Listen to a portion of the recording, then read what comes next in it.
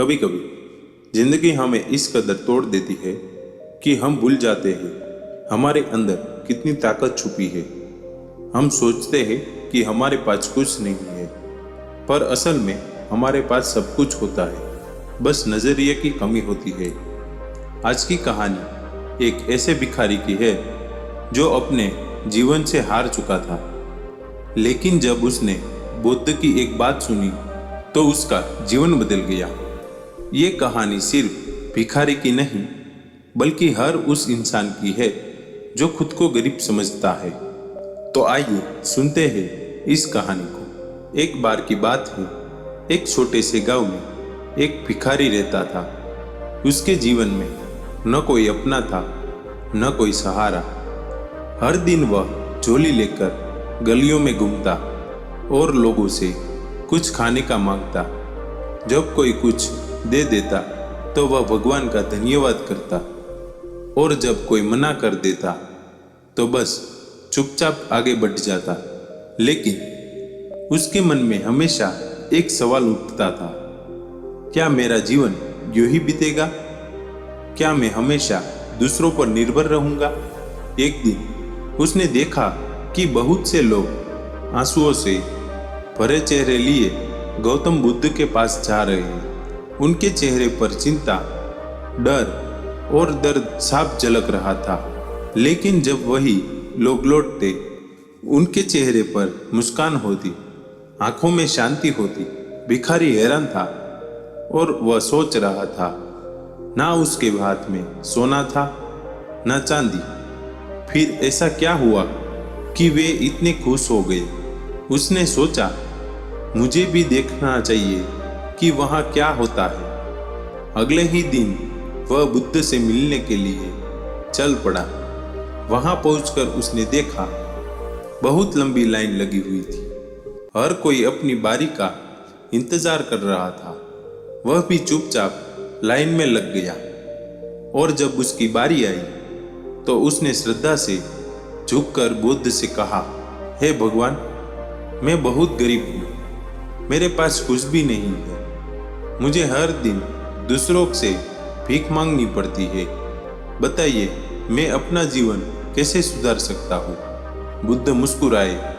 उन्होंने कुछ क्षण मौन धारण किया और फिर बोले, तुम गरीब नहीं हो, बस तुम्हें लगता है कि तुम गरीब हो। गरीबी उस मन की होती है जो सोचता है कि उसके पास कुछ नहीं है, लेकिन जिसने यह समझ लिया उसके पास देने के लिए भी बहुत कुछ है, वह असली अमीर है। पर प्रभु, मैं तो भिखारी हूँ, मेरे पास देने के लिए कुछ नहीं है, मैं किसी की मदद कैसे कर सकता हूँ? भगवान बुद्ध बोले, तुम्हारे पास दो हाथ हैं जिसने तुम किसी की सेवा कर सकते हो। तुम्हारे पास मुंह है जिससे तुम किसी को हिम्मत दे सकते हो, अच्छे विचार बांट सकते हो। दान सिर्फ पैसों से नहीं होता, शिक्षा का दान, सेवा का दान और प्रेम का दान, ये सब बड़ा दान है। बुद्ध की बात सुनकर भिखारी के भीतर कुछ टूट पड़ा और कुछ नया जन्म ले लिया। उनकी आंखों में आंसू थे, लेकिन इस बार वे दुख के नहीं, कृतज्ञता के आंसू थे। उसने तुरंत निर्णय लिया, आज से मैं भी भीख नहीं मांगूंगा। अब मैं अपने हाथों से कुछ करूंगा और दूसरों के काम आऊंगा।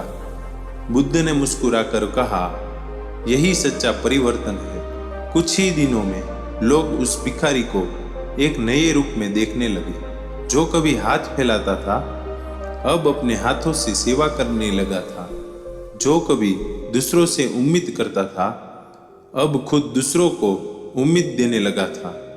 उसके चेहरे पर वही शांति थी जो कभी उसने दूसरों के चेहरे पर देखी थी जब वे बुद्ध से लौटते थे।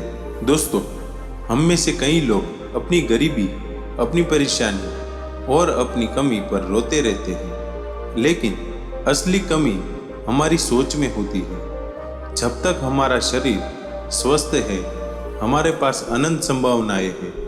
हम अपने हाथों से, अपने शब्दों से और अपने कर्मों से दुनिया बदल सकते हैं।